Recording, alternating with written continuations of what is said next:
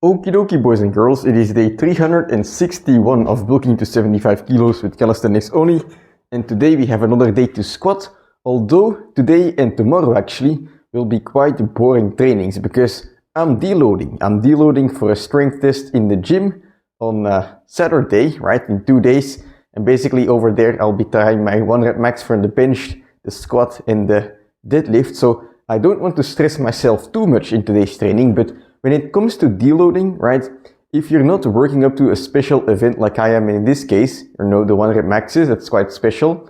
If you're not working up to a tournament, for example, or like a competition, it's basically better to not deload at all, or to not put yourself in a situation where you have to deload, because needing a deload basically means that you've been training too hard. And what I think is the best approach personally for training is to train in such a way that you can keep it up consistently. And it's a mistake that I've made in the past a lot, where basically you chase progress and you want progress quickly, and so somewhere along the way you're progressing faster than your body can handle, and then all of a sudden you just crash down because you're just piling up more and more load onto your body and your body can't recover anymore, and then, well, suddenly it's giving you some signals that you should stop.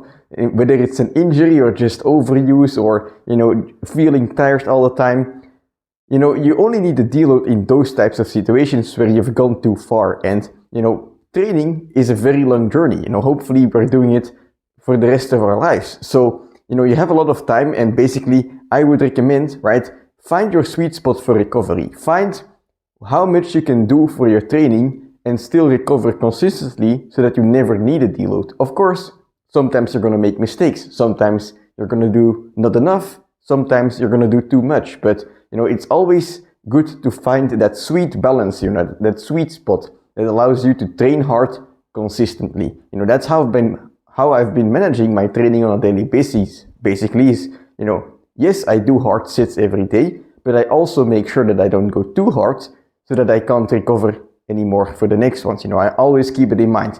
What do I have to do tomorrow? And what do I have to do on the next day that I'm training the same body part again? And those are things to keep in mind. Can you recover? And well, in the beginning, as a beginner, it might be difficult to gauge that, but as you go along and you learn more about your body, it will be quite easy, I guess, or you'll get the hang of it basically, right?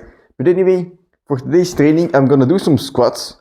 It's gonna be relatively light, but basically I'm gonna use 28 kilos and see, or kind of try to do my training in a way that I'll be doing when I'm starting to run. So after the bulk, I'll be running a lot, but basically, even though it's new training, I don't want to lose all my gains, So today I'll be kind of gauging what I have to do in order to maintain what I have, or at least the most part, in the pistol squats. So first of all, 3 sets of pistol squats. I have 28 kilos on the bar.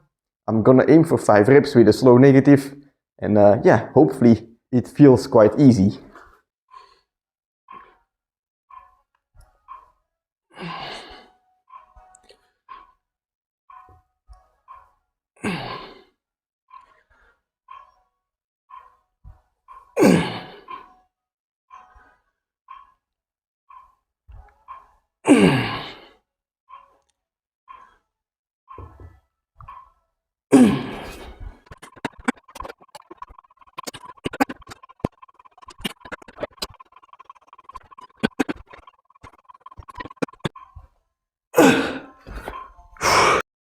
Alright, pistol squats are done, and now I'm moving on to some Bulgarian squats, because guess what?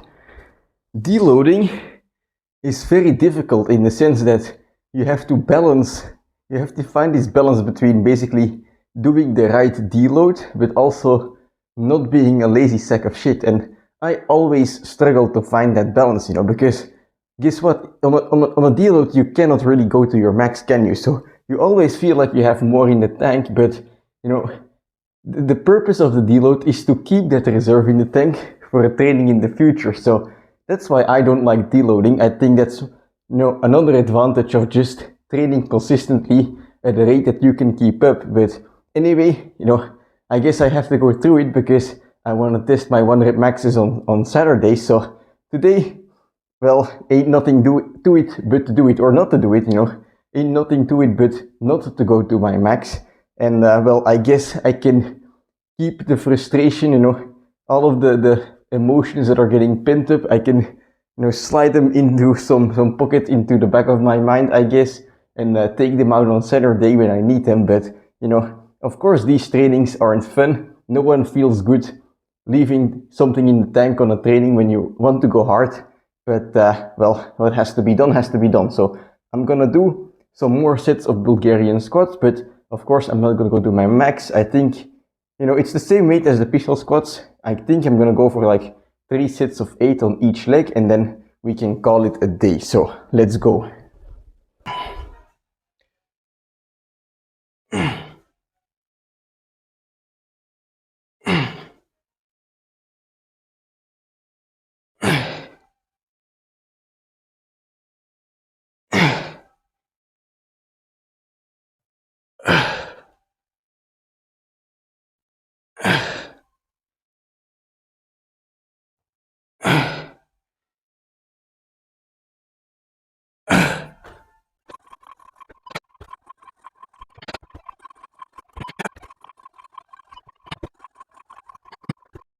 Okie dokie, so that's it for today's training. And well, these deload trainings are very restrictive. That's why I recommend training in a way that you don't need them. But, you know, if you do get stuck in a deload, you know, don't forget that you have always something else that you can do. You know, oftentimes when we are in these restrictive situations, whether it's a deload or an injury, we tend to always focus on what we're not able to do. Oh, I can't max out today, or, you know, I'm injured, I can't do any push-ups, my wrist hurts, you know, or, you know, I have a bicep injury, I can't do any pull-ups. But we have to focus on what we are able to do as well. So when you're injured, when you're deloading, try to shift your mindset to what you're still able to do, what the best options for you are, basically, to still reach your goals. So in this deload, right, okay, I'm not able to train very hard because that would be stupid. There wouldn't be any point in doing the deload, right? But I am able to do some taking care of my body, so to speak. I can do some stretches, very light of course. I can do some rehab exercises. I can go to bed early, right? Because the workout is just shorter than usual. There are so many things I can still focus on to basically even improve my recovery for when I actually get to the session on Saturday. But anyway, that's it for today's training. Very happy, or, well, I guess I'm happy with how it went because I was able to keep myself constrained. I guess I was able to execute the plan and not go overboard. In that sense, I'm happy.